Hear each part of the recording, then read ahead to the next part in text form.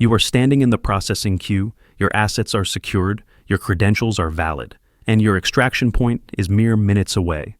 Then, without warning, you are intercepted. Not for contraband, but for a procedural violation you didn't even know existed. Welcome to the 2025 enforcement landscape, where the air travel system has mutated more aggressively than the public realizes. The surveillance grid is tighter, boarding protocols are weaponized, and minor infractions are resulting in immediate flight termination. If you intend to fly in this climate, ignorance is a liability. Watch this briefing immediately. If this intelligence helps you evade a ban, signal your compliance with a like and subscribe. Let's decode the threats. Target number 1, the forensic liquid audit. It is 0545 hours at JFK. A corporate traveler deposits his hygiene kit onto the scanning belt with the confidence of a veteran. He has executed this maneuver dozens of times, but today, a TSA agent flags the baggage for secondary inspection. The evidence? A partially used tube of toothpaste labeled 4.6 ounces. Violation, the agent declares, this exceeds the federal limit. The traveler attempts to argue logic. He cites the volume is clearly below capacity due to usage, but what he fails to comprehend is that TSA has shifted to a zero-tolerance policy on liquids, gels, and viscosity standards in 2025. With the deployment of next-generation CT scanners and rigid compliance mandates, agents are no longer estimating. They are auditing labels to the decimal point. Worse, manufacturers often list net weight rather than fluid ounces, creating a legal gray area. A tube may appear compliant, but if the printed specification exceeds 3.4 ounces, you are now a target for confiscation and enhanced screening. And if this item is part of a pre-packed hotel amenity kit, it is still subject to seizure. Here is the mitigation strategy. If you cannot visually verify 3.4 Oz 100 milliston on the chassis, or if the labeling is ambiguous, transfer the substance to a compliant travel container immediately. TSA is not interested in your logic. They are interested in the regulation. Do not let a minor labeling error trigger a major delay. Target number 2, the Real ID blockade. It is mid-morning at Denver International. A passenger in her 60s presents her state driver's license at the identity checkpoint. She is traveling domestically. Standard procedure. But the document checker scrutinizes the ID and halts the process. Access denied, the agent states. This is not Real ID compliant. You require a passport or valid federal identification to proceed. She is stunned. She has utilized this credential for a decade. Here is the reality. As of May 2025, the Real ID Act is fully weaponized across all U.S. terminals. The grace period has expired. Even if you have flown recently, and even if your license appears official, it may be legally invalid for air travel. The critical indicator is a star icon in the upper right quadrant. No star, no flight. TSA has ceased issuing waivers. If you attempt to breach the checkpoint with non-compliant documentation, you will require a passport, military credentials, or you will be ejected from the secure area. This has caused massive systemic failure, specifically for seniors and irregular travelers who missed the memo. Here is your directive. Audit your identification immediately. Locate the star. If it is absent, deploy to your DMV immediately.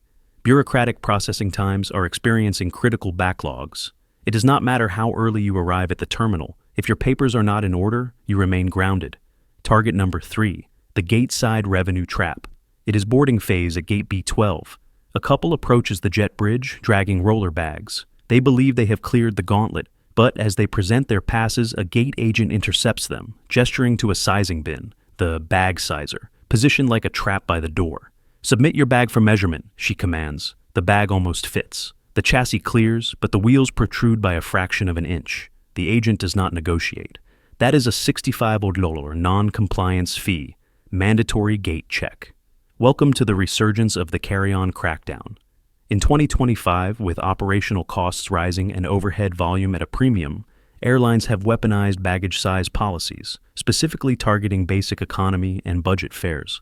The deception is that these passengers already cleared TSA screening, but the enforcement is executed at the gate where the leverage is highest and the surprise fees are punitive. Furthermore, overhead bins on newer aircraft configurations are actually shrinking, meaning approved luggage may technically fail the fit test. Here is your defense. Before deployment, audit your airline's specific dimension tables. They vary wildly. Do not trust luggage brands labeled carry-on compliant.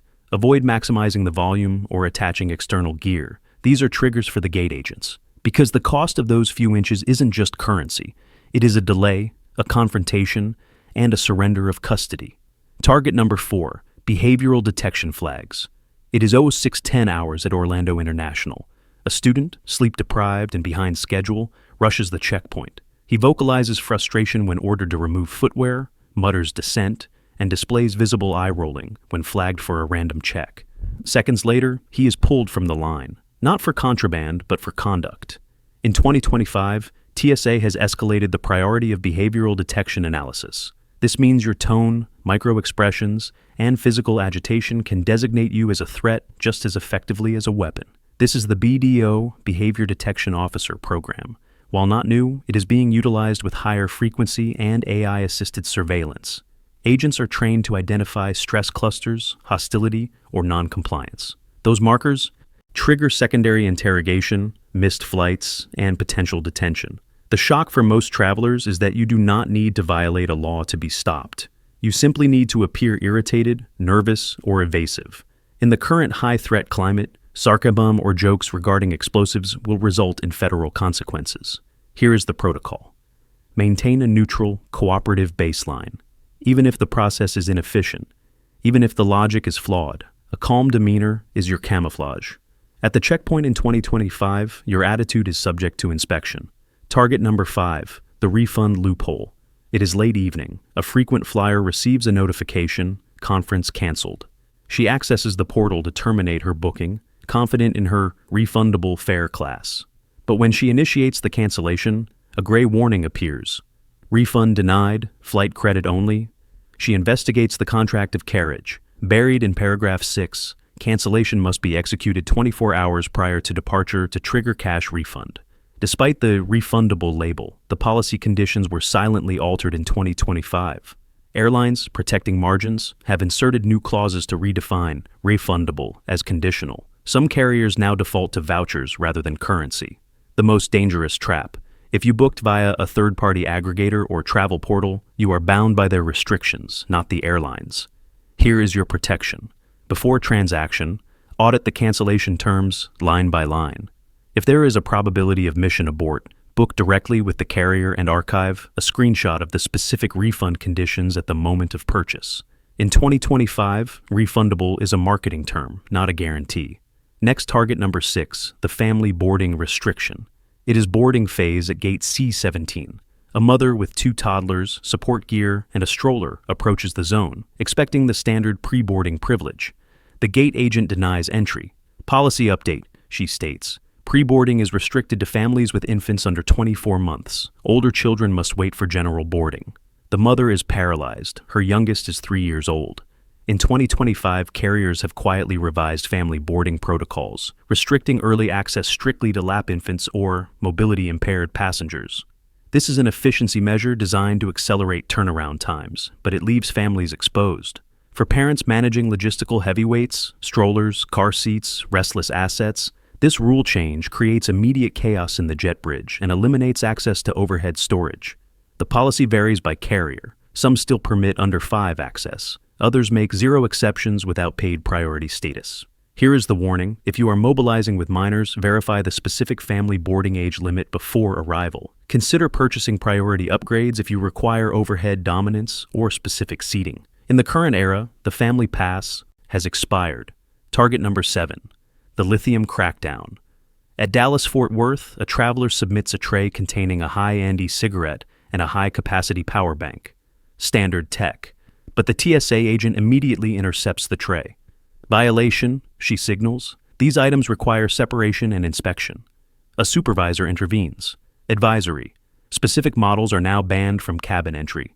In 2025, TSA has expanded the prohibited tech list, focusing on battery capacity and thermal volatility.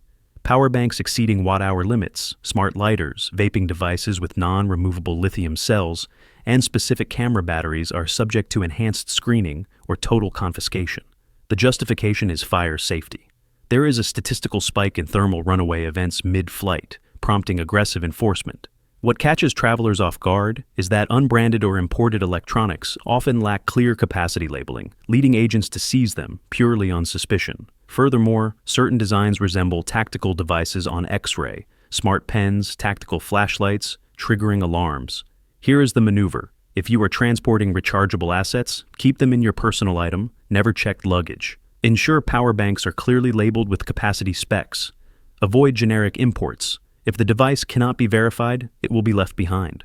In 2025, your tech is a potential hazard. Target number 8, the clothing profile. It is 0740 hours at Miami International. A male subject transits the scanner wearing cargo trousers with high-capacity pockets, a bulky hoodie tied at the waist, and a shirt displaying the text, "Don't tread on me." He remains silent, but within seconds, an agent signals for a mandatory pat-down and explosive trace detection. He is confused. His luggage is sterile. His ID is valid. What was the trigger? In 2025, you are profiled by your attire.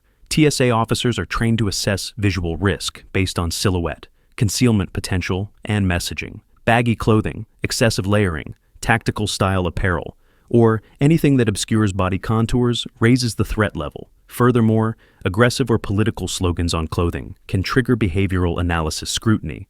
It is not just security, it is crowd control. With rising social friction, airport authorities are quicker to involve law enforcement if a passenger presents as confrontational, even unintentionally. What is the directive? Dress for neutrality and speed. Eliminate layers, avoid tactical aesthetics, select neutral colors, and sanitize graphics. This is not about fashion, it is about lowering your threat signature. In the airport environment, your clothing is communicating with security. Ensure it is saying, "harmless."